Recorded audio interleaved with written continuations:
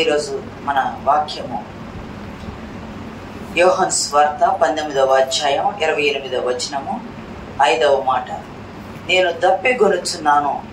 దేవునికి స్తోత్రం. ప్రియ సంగమ దేవుని బిడ్డలారా, ఇక్కడ గమనించినట్లయితే 5వ మాట, మొదటి మాట క్షమా సువార్తను చెప్పుకున్నాం, రెండవది రక్షణ సువార్తను చెప్పుకున్నాం, మూడవది బాధ్యత సువార్తను చెప్పుకున్నాం, నాలుగవది ఎడబాటు సువార్తను చెప్పుకున్నాం, ఐదవది ఆత్మల రక్షణకైన సువార్త. ఆత్మల రక్షణకైన సువార్త. యేసుక్రీస్తు ప్రభువారు అటు తరువాత సమస్తమును అప్పటికి సమాప్తమైనదని యేసు ఎరిగి లేఖనము నెరవేరినట్లు నేను దప్పిగొనుచున్నాను అనెను. ఏమి సమాప్తమైంది? ఏమి సమాప్తమైందని యేసుక్రీస్తు ప్రభువారు ఎరిగి ఉన్నారు అని గమనిస్తే, సమస్తము ఆయన ఈ లోకానికి ఎందుకు వచ్చారో ఆయన వచ్చిన పనంతా సంపూర్తిగా నెరవేర్చారు. ఆయన వచ్చిన పనంతా, తండ్రి ఏ పని నిమిత్తం కుమారుని పంపించారో, కుమారుడు ఏ పని ఒప్పుకొని చేస్తానని ఇష్టపూర్తిగా వచ్చారో ఆ పని సమాప్తం అయిపోయింది. సిలువ మరణానికి వచ్చారు. ఆ సిలువలో ఆయన వేలాడబడుతూ ఉన్నారు. ఆయన సిలువ వేసినప్పుడు ఉదయం 9 గంటలకు సిలువ వేశారు. 12 గంటల లోపు ఆయన 4 మాటల వరకు మాట్లాడారు. 1 నుండి 3 మాటలు మాట్లాడారు. 12 నుండి మిగతా 4 మాటలు వెంటనే 3 గంటల కాలము చాలా గ్యాప్ ఉంది. అంటే 12 గంటల మొదలుకొని 3 గంటల వరకు కూడా దేశం అంతటా చిమ్మ చీకటి కమ్మే ఉంది. ఆ సమయంలో చివరి గడియలలో యేసుక్రీస్తు ప్రభువారు వెంటనే మాట్లాడినట్టు ఉంది. ఎందుకంటే ఏలి లామా సబక్తాని బిగ్గరగా కేక వేశారు. ఆ కేక వేసిన వెంటనే నేను దప్పిగొనుచున్నాను, ఎందుకంటే ఆయన ఏలి అని పిలుస్తున్నాడేమో చూడండి అని అన్నారు కదా సైనికులు. వెంటనే చెప్పారు. ఇక్కడ గమనించండి, మొదటి సమూయేలు గ్రంథము 2వ అధ్యాయము 25వ వచనములో ఏలి అంటే, మొదటి సమూయేలు గ్రంథము 2వ అధ్యాయం 25వ వచనములో ఏలి అంటాడు, అక్కడ యాజకుడైన షిలోహులో యాజకుడైన ఏలి అంటాడు తన కుమారులతో, నరునికి నరుడు తప్పు చేసిన యెడల దేవుడు విమర్శ చేయను గాని, ఎవరైనా యెహోవా విషయంలో పాపము చేసిన యెడల వాని కొరకు ఎవడు విజ్ఞాపన చేయను. అప్ప ఎంత చక్కని మాటో ఇది. నరుడికి నరుడు తప్పు చేసిన యెడల దేవుడు విమర్శ చేస్తాడు, కానీ దేవుని విషయంలో పాపం చేసిన యెడల వాని కొరకు ఎవరు విజ్ఞాపన చేయను. ప్రియ సంగమా దేవుని బిడ్డలారా, భూమి పుట్టింది మొదలుకొని, నరులు పుట్టింది మొదలుకొని మానవుడు తప్పు చేస్తూ తప్పిపోతానే ఉన్నాడు. తప్పిపోయిన మానవుణ్ణి తండ్రితో సమాధాన పరచటానికి పరలోకము నుండి దైవ కుమారుడే మానవ కుమారునిగా ఈ లోకానికి వచ్చి మానవుల తరపున పరలోకానికి రాయబారిగా మాట్లాడాడు. దేవుని నామానికి మహిమ కలుగును గాక. ఇక్కడ జాగ్రత్తగా గమనిస్తే, పరలోకపు దైవ కుమారుడు ఆయన, పరలోకపు దైవ కుమారుడు భూమి మీదకి మానవ కుమారునిగా వచ్చారు. మానవ కుమారునిగా వచ్చిన యేసుక్రీస్తు ప్రభు వారు మానవుల తరపున పరలోక రాయబారిగా వెళ్ళబోతున్నాడు. దేవుని నామానికి మహిమ కలుగును గాక. పరలోకములో తండ్రికి చెప్పాలా? ఎవరు చెప్తారు? ఏలి అంటున్నాడు కదా, నరునికి నరుడు తప్పు చేస్తే దేవుడు తీర్పు తీస్తాడు, కానీ దేవుని విషయంలో పాపము చేస్తే ఎవరు విజ్ఞాపన చేస్తారు అని అంటే, యేసుక్రీస్తు ప్రభు వారు దేవుని విషయంలో మానవులు పాపం చేశారు కాబట్టి మానవుల తరపున విజ్ఞాపన చేయటానికి ఆయన భూమి మీదకి దిగి వచ్చారు. ఎక్కడి నుండి విజ్ఞాపన చేశారు? ఆయన భూమి మీద నిలబడినంత కాలము గెత్సెమనే వనములోకి పోయి ఆయన ప్రార్థన చేశారు. ఇప్పుడు సిలువ మీద నుండి విజ్ఞాపన, సిలువ కొయ్య మీద నుండి విజ్ఞాపన చేస్తూ ఉన్నారు. ప్రియ సంగమా దేవుని బిడ్డలారా, ఎప్పుడో ప్రవచనం ఏలి చెప్తున్నాడు తన కుమారులకి, అయ్యా మీరు దేవాలయం విషయంలో పాపం చేస్తున్నారు, పాపం చేస్తే దేవుడు క్షమించడు, చాలా జాగ్రత్తగా ఉండాలా, అక్కడ చేసే ప్రతి విషయంలో జాగ్రత్తగా ఉండాలా. మీరు నరుల విషయంలో తప్పు చేస్తే దేవుడు మిమ్మల్ని క్షమిస్తాడు, కానీ దేవుని విషయంలో మీరు పాపం చేస్తున్నాడు. మీ కొరకు ఎవరు విజ్ఞాపన చేసేవాళ్ళు లేరు. ఎవరు చేస్తారంటే యేసుక్రీస్తు ప్రభు వారు వచ్చారు. మానవులమైన మన తరపున విజ్ఞాపన చేయడానికి వచ్చి శిలువ మీద ఉండి తండ్రికి విజ్ఞాపన చేస్తూ, తండ్రి వీళ్ళ జ్ఞాపకం చేసుకోయ్యా, తెలియక చేస్తున్నారయ్యా. మానవుల తరపున రాయబారిగా యేసుక్రీస్తు ప్రభు వారు వచ్చారు. ప్రియ సంగమ దేవుని బిడ్డలారా, శిలువ మీద నుండి యేసుక్రీస్తు ప్రభు అంటారు, నేను దప్పిగొనుచున్నాను, నేను సమస్తము సమాప్తమైందని నేను దప్పిగొనుచున్నాను అన్నారు. అసలు ఎందుకు ప్రభువారు ఎందుకు దప్పికొంటున్నాను అంటున్నారు అని మనం కనుక గమనించినట్లయితే,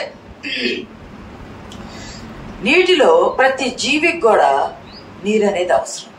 ప్రతి జీవి, మనిషి గాని జంతుజాలం గాని దేనికైనా నీరు అనేది, చెట్లకు కూడా దేనికైనా భూమి మీద ప్రతిదానికి నీరు అనేది అవసరం. ఎందుకు అవసరం అంటే నీటిలో ప్రాణవాయువు ఉంటది, ఆక్సిజన్. నీటిలో ప్రాణవాయువు ఉంటది. దాన్ని ఏమంటారు సైన్స్ కూడా H2O అంటారు. అంటే ప్రతి మనిషికి నీరు అవసరం, ప్రతి జీవికి నీరు అవసరం.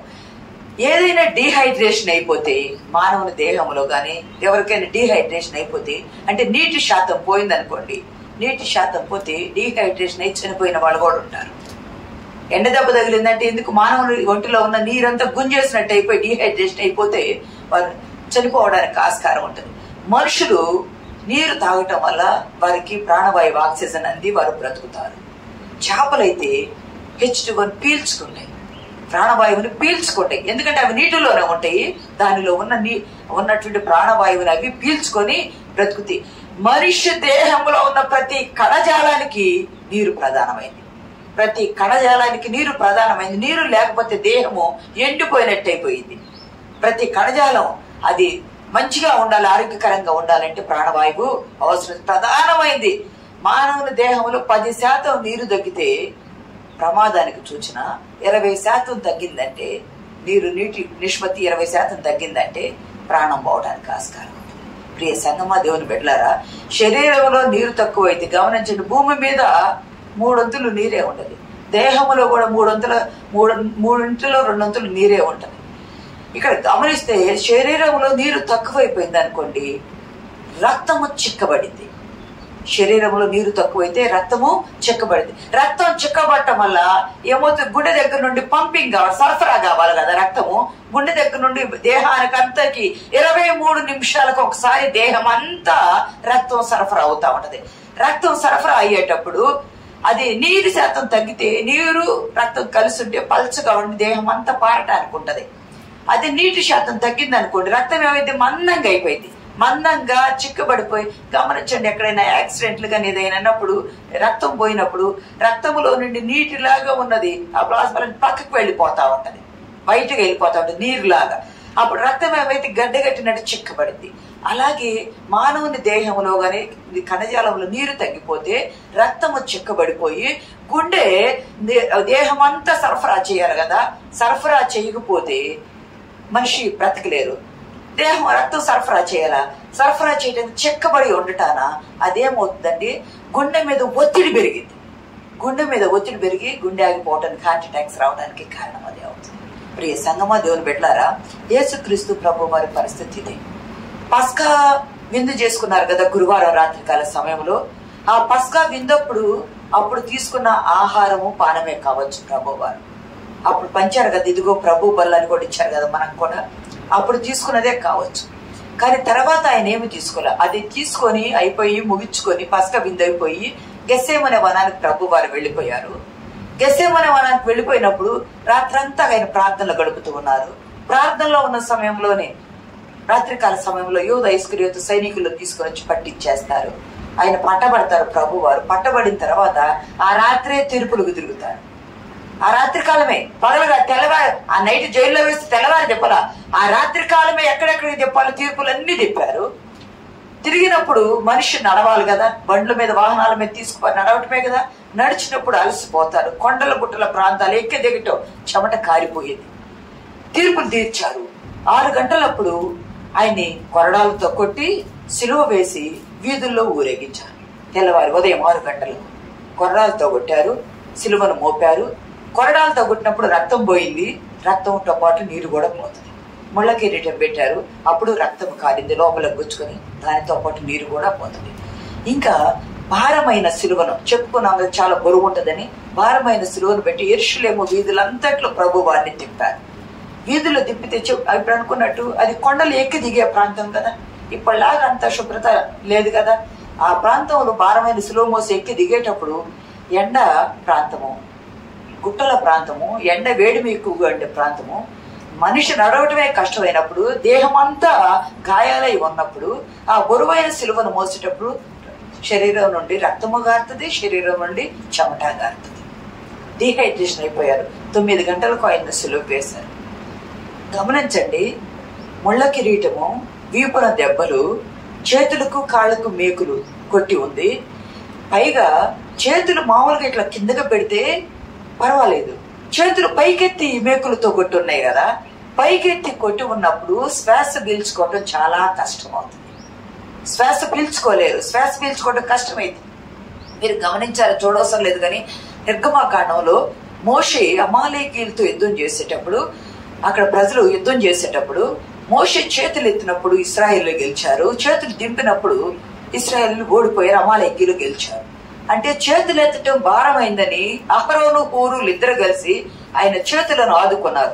రాయి వేసి తీసుకొచ్చి అక్కడ పెట్టి కూర్చోబెట్టి ఆ చేతులు పైకి లేపి వాడు పట్టుకొని ఉంచారు. ఎందుకంటే గెలవాలి కాబట్టి.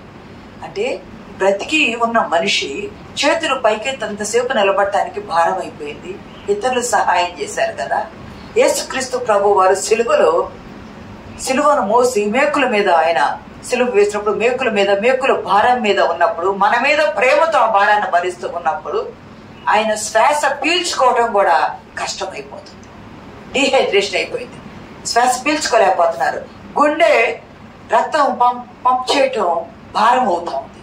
అటువంటి సమయంలో దేహంలో నీరు పోతే ఏ మనిషి అయినా, ఎవరైనా, ఈయన పూర్తిగా దైవ మానవుడు, పూర్తిగా మానవ పుత్రుడు, పూర్తిగా దేవుని కుమారుడిగా ఉన్నాడు, పూర్తిగా సంపూర్ణ మానవునిగా ఉన్నాడు. ఎందుకంటే ఆయన ఆకలైంది అన్నారు, ఆయనకి దాహమైంది అన్నారు, ఆయన వాడు అమరమున నిద్రపోయారు అన్నారు, ఆయన రాత్రి సమాధి దగ్గర ఏడ్చారు, కన్నీరు విడిచారు అన్నారు. అంటే మానవునికి ఉండే లక్షణాలు కూడా ఉన్నాయి.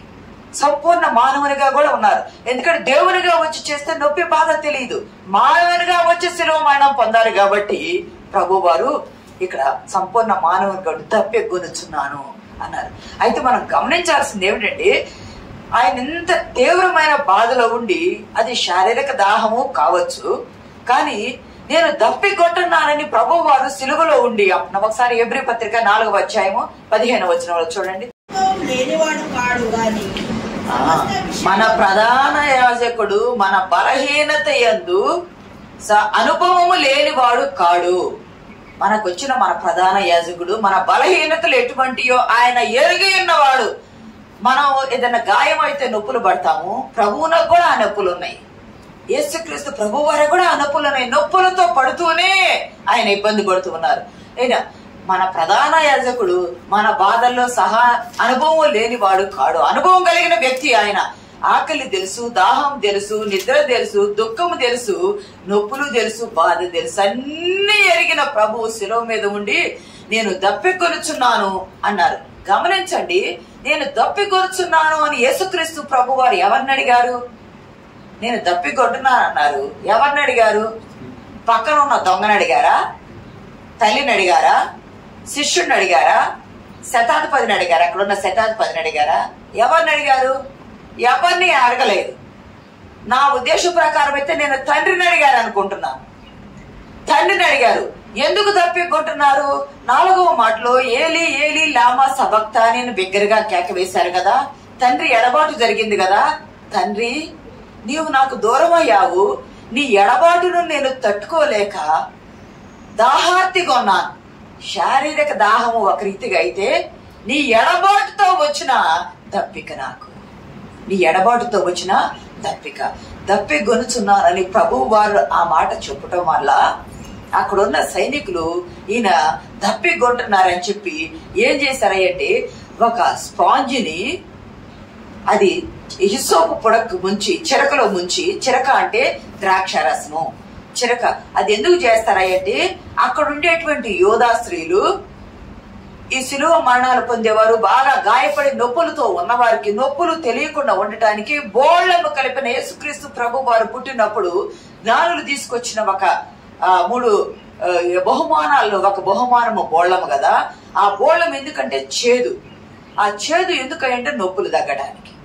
నొప్పులు తగ్గడానికి బోళము కలిపిన ద్రాక్ష రసము ఆ చేదును తీసుకొచ్చి ప్రభు వారికి ఆయన ముంచి, పుల్లటి ద్రాక్ష రసం అది ముంచి ఇచ్చినప్పుడు ఆయన దాన్ని తీసుకోవడానికి ఇష్టపడలేదు. కీర్తన గ్రంథం 69:21 వచనము ఒక మాట ఉంటుంది చూడండి.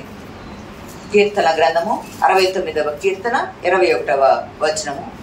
వారు చేతులు నాకు ఆహారంగా పెట్టిరి, నాకు దప్పికైనప్పుడు చిరకను త్రాగనిచ్చారు. వారు నాకు ఏమి పెట్టారు? చేదును ఆహారంగా పెట్టారు. చేదును ఆహారంగా పెట్టారు, దప్పికైనప్పుడు చిరకను తాగనిచ్చారు. ఇది ఇప్పుడు రాసిన కీర్తన. క్రీస్తుకు పూర్వము 1000లో రాయబడ్డ కీర్తనల గ్రంథం కదా, దావీదు కాలంలో ఉన్నప్పుడు రాసిన కీర్తనలు కదా ఇవి. వారు చేదును నాకు ఆహారంగా పెట్టారు, దప్పికైనప్పుడు చెరుకును త్రాగనిచ్చారు. నేను దప్పిగొనుచున్నాను అని యేసుక్రీస్తు ప్రభు వారు ఎందుకన్నారంటే, ఈ ప్రవచన నెరవేర్పు జరగాలి. ఈ ప్రవచన నెరవేర్పు జరగాలి. ప్రవచన నెరవేర్పు కొరకు పరలోకపు దేవుడు భూలోకములో దప్పిగొనుచున్నానని 7 మాటల్లో తన కొరకై మాట్లాడిన మాట ఈ ఒక్క మాటే. 7 మాటలు మాట్లాడారు కదా, 7 మాటల్లో తన కొరకై మాట్లాడిన మాట ఈ ఒక్క మాటే దప్పిగొనుచున్నానని అన్నారు ప్రభు వారు. ఇక్కడ నెరవేర్పు జరిగింది. మనం ఇక్కడ గమనించినట్లయితే సృష్టి ప్రారంభములో నీరు ఉంది. ఆది యందు దేవుడు భూమి ఆకాశములను సృజించెను, భూమి నిరాకారముగాను శూన్యముగా ఉండెను, చీకటి అగాధ జలముల పైన కమ్మియుండెను, దేవుని ఆత్మ జలములపై అలలాడుచుండెను అని ఉన్నది కదా. అంటే జలములు అనేవి ఉన్నాయి. సృష్టికర్త ఆ జలములను 2గా విభజించారు. 2గా పైన ఆకాశానికి పైకి వెళ్ళింది నీరు, కింద సముద్రాలు నదులు 2గా విభజించారు కదా. నీటిని విభజించి జాగ్రత్తగా భద్రం చేసిన దేవుడికి నీరు తాగడం తెలియదా? తెలుసు. నీరు దప్పిగొన్నారన్నారు. అంత నీటిని భద్రపరిచి మన కొరకు దాచించారే. హాగరు తన కుమారుని తీసుకుని బేషవారణ్యంలో తిరిగేటప్పుడు ఈ పిల్లవాని చావు నేను చూడలేను అని ఆమె దుఃఖపడి వేస్తుంటే, హాగరు నీకేమి వచ్చింది, నీ కళ్ళు తెరిచి చూడని చెప్పినప్పుడు నీళ్ల ఊట కనిపించింది కదా. నీళ్ల ఊటను ఇచ్చాడు కదా దేవుడు. నీళ్ల ఊటను ఇచ్చే దేవుడు దప్పిక కావాలంటే ఆయన దప్పిక తీర్చవచ్చు, కానీ దప్పిక తీర్చుకోవడానికి కాదు కదా ఆయన వచ్చింది. అంతేకాదు యెషయా గ్రంథం 55:1 వచనంలో ఒక మాట ఉంటుంది, దప్పికొన్న వారలారా నా యొద్దకు రండి. నేను మీకు చదవనమాట, దప్పికొనిన వారలారా నీళ్ళ యొద్దకు రండి, మీరు వచ్చి రోకలయ్యకయ్యే వాటిని మీరు పానము చేయుడి. దప్పికొన్న వాళ్ళారా నీళ్ళ యొద్దకు రండి. మీరు డబ్బులు ఇవ్వవసరలా, మీరు రోకలు ఇవ్వకుండానే వచ్చి మీరు నీళ్ళను తాగండి అని చెప్పిన దేవుడు. అంతేకాదు అరణ్యంలో వీళ్ళను ఇజ్రాయేలు నడిపిస్తూ ఉన్న అరణ్యంలో మస్సా వద్ద మెరీబా వద్ద వివాదం కొట్టగా, బండను కొట్టగా నీరు ప్రవహించింది కదా, జలధారాలు ప్రవహించినాయి కదా. బండతో మాట్లాడామంటే మోషే కొట్టాడు. బండ నుండి నీళ్ళనిచ్చిన దేవుడు తాను ఆయనే బండ అయిన దేవుడు, ఆయనే జీవజలమైన దేవుడు. ఆయనకు దాహం అవసరమా? అంతేకాదు సమరయ స్త్రీ దగ్గరకు వచ్చారు కదా. సమరయ స్త్రీ దగ్గరకు వచ్చినప్పుడు, అమ్మా దప్పికవుతుంది, దాహమానికి ఇస్తావా అని అడిగినప్పుడు ఆమె ఇచ్చినట్టు లేదు, ప్రభు వారు తాగినట్టు లేదు. ఇచ్చినట్టు తాగినట్టు అక్కడ లేఖనాల్లో లేదు. నీకు తోడుకోవడానికి లేదు కదా, మేము ఇచ్చే నీళ్ళు ఎట్లా తాగుతానంటే, నేను ఇచ్చే తాగితే నువ్వు ఎన్నడూ దప్పికొనవు, జీవజలము నేనే అని ప్రభు వారు చెప్పారు కదా.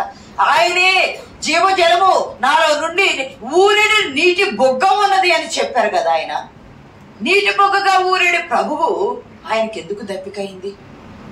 సమరయ స్త్రీ ఆమెలో ఉన్న పాపాన్ని తోడివేసి జీవజలాలిచ్చి ఆమెను పంపించారు కదా. ఆమె స్వార్థ పరిచర్య చేసింది కదా, అనేకులను ఆయన ఎద్దుకు నడిపించింది కదా. అటువంటి ప్రభు వారు అంత దప్పికొన్నారు. సముద్రాలను గద్దించి తుఫాను వస్తే సముద్రాలను గద్దించారు కదా.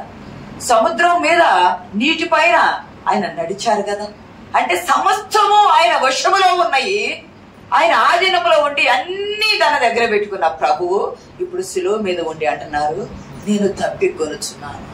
ప్రియ సంగమా, ఈ దప్పిక దేనికయ్యా? ఈ దప్పిక దేనికయ్యా అంటే, ఒకటి తండ్రి ఎడబాటు వల్ల వచ్చిన దప్పిక. తండ్రి ఎడబాటు వల్ల వచ్చిన దప్పిక. కీర్తన గ్రంథము 69వ కీర్తన 3వ వచనం ఒకసారి చదవండి. నేను మొరపెట్టుట చేత అలసి ఉన్నాను, నా గొంతుక ఎండిపోయాను.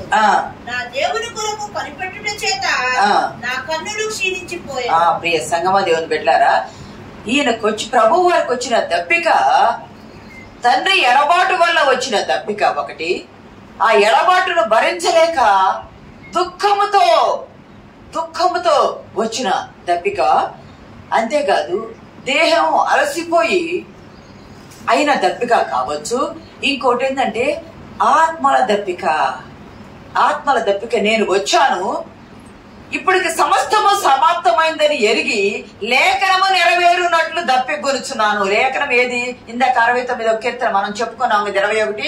ఆ లేఖనము నెరవేరినట్లు నేను మొరపెట్టుట చేత అలసిపోయి ఉన్నాను. ఆ 3 గంటల సమయం, 12 గంటలు మొదలుకొని 3 గంటల సమయము ఆయన మీద పాపము అనే ఉగ్రత మోపబడింది కాబట్టి ఉగ్రత అనే అగ్నిలో ఆయన కాలుచూ ఉన్నారు. మీరు జ్ఞాపకం పెట్టుకోండి ప్రియ సంగమా దేవుని బిడ్డలారా. లాజరు లూకాసు వార్త 16లో చూడవసరం లేదు గాని, లాజరు ధనవంతుని విషయంలో అక్కడ జరిగిన సంఘటనలో లాజరు అగ్నితో యాతన పడుచు ఉన్న సమయంలో అగ్నిలో ఉండి ఆయన మొరపెడుతూ ఉన్నాడు. అబ్రహామా, తండ్రి పైన అబ్రహామా, నీ యొద్దనున్న లాజరును పంపించు, నీటిలో ఆయన వేలు ముంచి నాకు నీరు వేస్తాడు నా నాలుక మీద. ఈ అగ్నిలో చదవడమ్మ తీస్తా మాట 24వ వచనం. తండ్రి అబ్రహామా నా ఎద్దు కనికరపడి తన వేలు కొనను నీళ్ళలో ముంచి నా నాలుకను చల్లార్చుటకు లాజరును పంపుము, నేను ఈ అగ్ని జ్వాలలో యాతన పడుచున్నానని కేకలు వేసి. ఇక్కడ గమనిస్తే అగ్ని జ్వాలలో యాతన పడుచు ఉన్నా ఆ అగ్ని ఆరదు, అక్కడ పురుగు చావదు. సహజంగా భూమి మీద అగ్ని ఏమవుతుంది? ఏదైనా దహించి వేస్తుంది, బూడిద మిగులుస్తుంది. కానీ ఇక్కడ ఏమవుతుంది? అగ్ని కాలటమే గాని బూడిద కావటల్లా. బూడిద కాలటమే, అగ్ని ఆరదు, పురుగు చావదు. ఇక్కడ నేను యాతన పడలేకపోతున్నాను. నేను యాతన యెషయా చివరిలో చూడవలసిన లేదు. అగ్ని ఆరదు, అక్కడ పురుగు చావదు నరక యాతనలో కదా. ప్రియ సంగమా, యాతన పడలేకపోతున్నా. నా నాలుక మీద ఆ తపన చల్లార్చుటకు, ఆ మంట చల్లార్చుటకు నాలుక మీద తన వేలు కొనముంచి లాజరు నీళ్లు వేయమను అని కోరుకుంటున్నాడు. ప్రియ సంగమా, యేసుక్రీస్తు ప్రభు వారు కూడా శిలువ మీద ఉండి పాపము అనే ఉగ్రత అనే అగ్ని భరించలేకపోతున్నారు.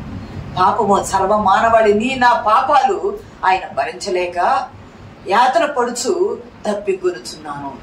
నా నాలుక నా దవడకు అంటుకొని పోయిందట కీర్తనల గ్రంథంలో 22వ కీర్తన. అంటే నా నాలుక ఎట్లయింది? నా దవడకు అంటుకొని పోయి. చూడండి 22వ కీర్తనలో ఒక మాట ఉంటది. రే సంగమా దేవుని బిడ్డలారా, కీర్తనల గ్రంథము 22లో నా నాలుక నా బలము ఎండిపోయి చిన్న పెంకుల ఆయను, నా నాలుక నా దవడ అంటుకొని ఉన్నది. నా నాలుక నా బలము ఎండిపోయి చిల్ల పెంకువలే అయిపోయింది. నా నాలుక నా దవడను అంటుకొని ఉంది. అంటే ఇంకా నీటి తేమ అనేది శరీరములో లేకుండా అయిపోయింది. నీటి తేమ శారీరకంగా చూసుకున్నా అలాగైపోయింది, మానసికంగా చూసుకున్నా అలసిపోయినారు, ఆత్మీయంగా చూసుకున్న ఎడబాటై దాహార్తి కొని ఉన్నారు. ప్రియ సంగమా దేవుని బిడ్డలారా, ప్రభు వారికి వచ్చిన దాహము ఏమిటయ్యా అంటే తండ్రి ఎడబాటు వల్ల ఆత్మలు ఇంకా రక్షించవలసిన బాధ్యత అనేది చాలా ఉన్నది. ఇక్కడ గమనిస్తే సృష్టికర్త మత్తయి సువార్త 5వ అధ్యాయం 6వ వచనంలో ఏమంటే, నీటి కొరకు ఆకలి దప్పులు గలవారు ధన్యులు, నీతి కొరకు ఆకలి దప్పులు గలవారు ధన్యులు ప్రభు వారు చెప్పారు. నీతి చదవండి అన్నమాట. నీతి కొరకు ఇక్కడ యేసుక్రీస్తు ప్రభు వారు సర్వ మానవాళి నీతి కొరకు ఆకలి దప్పులు కొంటూ ఉన్నారు. ఇక్కడ ఆయన దప్పికొంటూ ఉన్నారు. వారు ఏమవుతారు? తృప్తి పరచబడతారు. పోనీ సమరయ స్త్రీ దగ్గర దాహం అన్నారు, దాహం తాగినట్టు లేదు. నాకు తినుటకు వేరొక ఆహారము ఉన్నది అని ప్రభు వారు చెప్పారు. నాకు తినుటకు మరి చూడండి, యోహాను సువార్త 4వ అధ్యాయము 34వ వచనంలో ఉన్నది. యేసు వారిని చూచి నన్ను పంపిన వారిని చిత్తం నెరవేర్చుటయో ఆయన పని తుదముట్టించుటయో నాకు ఆహారమై ఉన్నది. నన్ను పంపిన వారి చిత్తము నెరవేర్చుటే నాకు ఆహారము, అదే ఆహారము పానము ఆయనకు. ఇక్కడ తండ్రి నీవు పంపిన పని సమస్తము నేను నెరవేర్చాను, సమస్తము జరిగిందని ఎరిగి తప్పికొనుచున్నారు. లేఖన భాగము నెరవేరాలి కాబట్టి, పాత నిబంధన నెరవేరాలి కాబట్టి తప్పికొనుచున్నాను. వాళ్ళు చిరక ముంచి ప్రభు పెదవులకు తగిలించగా ఆయన దానిని తీసుకోవడానికి దాహం అనుకున్నారు, కానీ దాహము కాదు, అది చిరకని ఎరిగారు. ఆయన ఇష్టపూర్తిగా ప్రాణం పెట్టడానికి వచ్చారు కదా. ఇష్టపూర్తిగా ప్రాణం పెట్టడానికి వచ్చిన ప్రభువు మత్తు కలిపిన ద్రాక్షారసము, చిరక అంటే అది ముంచిన బోళము కలిపిన ద్రాక్షారసం మత్తునిస్తుంది. మత్తు తీసుకున్నప్పుడు మత్తు తీసుకొని చనిపోవడానికి కాదు యేసుక్రీస్తు ప్రభు వారు వచ్చింది. ఆయన మెలకువతో ఉండి ఇష్టపూర్తిగా ఆ నొప్పులు భరించి, ఎందుకంటే అతను నలుగొట్టిన దేవునికి ఇష్టమైంది కదా, తండ్రికి ఇష్టమైంది కదా, ఆ ఇష్టము నెరవేర్చాలి కదా. నీ చిత్తం నెరవేర్చడానికి వచ్చానన్న లేఖనం నెరవేరాలి కదా, అందుకని తీసుకోవడానికి ఆయన ఇష్టపడాల. మరి మనమేమి చేయాలా? ఈరోజు నీ ఎదుటి నిలబడి ప్రభు వారు సిలువలో నీ ఎదుటి నిలబడి నీ వైపు చూస్తూ, ఆ రోజు సైనికులన, తల్లిన, శిష్యున, దొంగన ఎవరిని అడిగారో తెలియదు. ఒకవేళ మనల్ని అడుగుతున్నారేమో, నేను దప్పెగొనుచున్నానని మన యొద్ద నిలబడి ప్రభు వారు సిలువ మీద ఉండి మనల్ని మన పేరు పెట్టి పిలిచి మనల్ని అడుగుతూ ఉన్నారేమో. మనమేమి చేయాలా? ఆయన దాహము అక్కడ ఎవ్వరు తీర్చలా. అనంతమైన గొప్ప సమస్తము చేసిన సృష్టికర్త ఆయనకు దాహం అయితే ఆయన దాహము ఎవ్వరూ తీర్చలేకపోయారు. అక్కడ వారు నీరివ్వలేదు కానీ చెరకనిచ్చారు. గమనిస్తే యేసుక్రీస్తు ప్రభువారు ప్రకటన గ్రంథం 7వ అధ్యాయం 16వ వచనంలో ఒక మాట ఉండదు చూడండి. ప్రకటన గ్రంథము 7వ అధ్యాయం 16వ వచనంలో 7:16 వారికి ఇక మీదట ఆకలి అయిన దాహమైనను ఉండదు, జీవజలముల యొద్దకు సూర్యుని ఎండ ఎవడగానే వారికి తగలదు. ఎలా అనగా సింహాసన మధ్య మందుండు గొర్రెపిల్ల వారికి కాపరి అయి జీవజలముల బుగ్గల నడిపించు. గమనించండి, భూమి మీద జీవజలము నేనే అని చెప్పారు. పరలోకం వెళ్లే వారికి అక్కడ ఆకలి ఉండదు, దప్పిక ఉండదు, సూర్యుని వేడిమైన ఈ తలదనం ఏది అవసరం లేదు. అక్కడ ఆయన వెలుగే ఈ దీపం అయి ఉంటది. గొర్రెపిల్ల జీవజలముల యొద్దకు మనల్ని నడిపిస్తాడన్నాడు. అంటే సమస్తము ఆయన దయ్యున్న ప్రభువు దప్పికొంటున్నానంటే ఆయన ఉద్దేశం ఏమిటాయి అంటే, మన ఎదుటి నిలబడి మీరు ఆత్మలను నా యొద్దకు నడిపించండి. ఆత్మల దాహమకై ఆయన దప్పికొన్నారు కదా, ఆత్మల సువార్త ప్రకటించమని చెప్పుచున్నారు. ఎప్పుడైతే ఆత్మల సువార్తను మనం ప్రకటించి ఆత్మలను ప్రభు ఎదుగు తీసుకొస్తామో, ఒక పాపి మారు మనసు పొందుట పరలోకముల దూతలు సంతోషిస్తే అన్న లేఖన భాగం ఉంది కదా. పాపిగా ఉన్న మానవుణ్ణి ప్రభువు ఎద్దుకు చేర్చటమే ఆయన దప్పిక తీర్చుట. అది నీ బాధ్యత, నా బాధ్యత అయింది. ప్రియ సంగమా, మత్తయి సువార్తలో 10వ అధ్యాయం 42వ వచనంలో, ఎవరైతే నా నామం పేరట వచ్చిన వారికి గిన్నెడు చన్నీళ్లు ఇస్తారో వారికి ప్రతిఫలం దొరుకుతుంది. వారు తమ ఫలము పోగొట్టుకొనరు. అంటే ప్రభు పేరిట గిన్నెడు చన్నీళ్లు ఇవ్వటం అంటే, చూడండి, ప్రభువుకి గిన్నెడు నీళ్లు, చుక్క నీళ్లు ఇవ్వలేకపోయారు, శిలువ మీద చుక్క నీరు ఇవ్వలేకపోయారు. కానీ నా పేరిట వచ్చిన వారికి గిన్నెడు చన్నీళ్ళు ఇస్తే ఆ ఫలితము ఎక్కడికి ఇవ్వదు. అదే ప్రభు వారు అంటారు మత్తయి సువార్త 25:30-40 వచనాల్లో, నేను ఆకలి గొంటిని, మీరు నాకు ఆహారము పెట్టలేదు, నేను దప్పి గొంటిని, మీరు నాకు దాహం ఇయ్యలేదని అడిగితే, ఎప్పుడున్నావు ప్రభు అని వాళ్ళు అడిగారు. అక్కడ వారు అడిగితే, నా పేరిట, నా నామం పేరిట మీరు ఇతరులకు చేస్తే అది ఆకలి దప్పిక ఆయనకి తీరుతుంది. ఇతరులకు చేస్తే ప్రభు కడుపు నిండిపోతుంది, ఇతరులకు దక్కిస్తే ప్రభుకు దాహము తీరుతుంది. మనం ఇతరుల ఆత్మలను రక్షిస్తే ప్రభు వారి దప్పిక తీరుతుంది. దేవుని నామానికి మహిమ కలుగును గాక. నేను దప్పికొంటున్నానంటే సమస్తము ఆయనది, సృష్టికర్త, జీవజలము ఆయనే. ఆయన ఎప్పుడు దప్పికొన్నానని ఎప్పుడు దాహము తీర్చుకోలేదు, ఎప్పుడు భుజించినట్టు లేదు, ఆ చెట్టు దగ్గరికి వెళ్ళినా కూడా ఫలములు లేవు. కానీ ఇప్పుడు ఆయన దప్పిక తీరాలంటే తండ్రితో సమాధాన పడ్డప్పుడు ఆయన దప్పిక తీరింది. భూమి మీద ఉన్న మానవులు మారు మనసు పొంది ఆయన యొద్దకు వచ్చి రక్షించబడ్డప్పుడు ఆయన దప్పిక తీరింది. ఆ దప్పిక మనం పరలోకం చేరినప్పుడు జీవజలముల యొద్దకు ఆయన మనల్ని నడిపించి ఆత్మల దాహం కొరకై అసంతృప్తిగా ప్రభు వారు తృప్తిపరచబడాలి. ఆయన తృప్తిపరచబడాలంటే ఆత్మను రక్షించే భారము నీ నాపై ఉండి ప్రభు యొద్దకు తెచ్చుటకు పరిశుద్ధాత్మ దేవుడు మనకు సహాయం దయచేయును గాక. ఆమేన్.